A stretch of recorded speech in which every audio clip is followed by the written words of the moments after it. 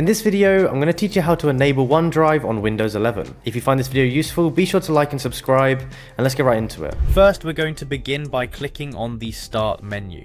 You can find the Start menu by looking at the bottom of your screen on the taskbar where you'll see a Windows icon. It's usually located on the far left or center, depending on your personal taskbar settings. Clicking this opens up a world of possibilities on your computer, giving you access to all your apps, settings, and more. Now that the Start menu is open, the next step is to search for OneDrive. In the search bar at the top of the Start menu, simply type OneDrive.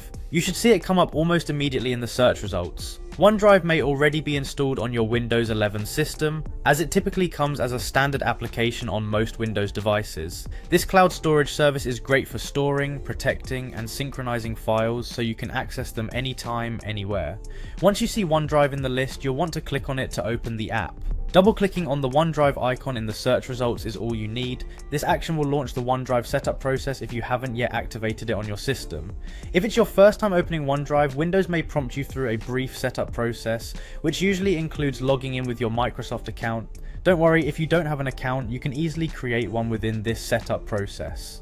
A Microsoft account is your key to effortlessly syncing and accessing your files on multiple devices through OneDrive. After signing in, OneDrive should automatically link up with your Microsoft account, allowing you to start transferring or syncing files right away. You'll be able to access your OneDrive folder directly through File Explorer, just like any other folder on your device. This folder is where you'll drag and drop any files you want to back up to the cloud, ensuring they're safe and just a click away no matter where you are. And that's it, you've successfully enabled OneDrive on your Windows 11 device.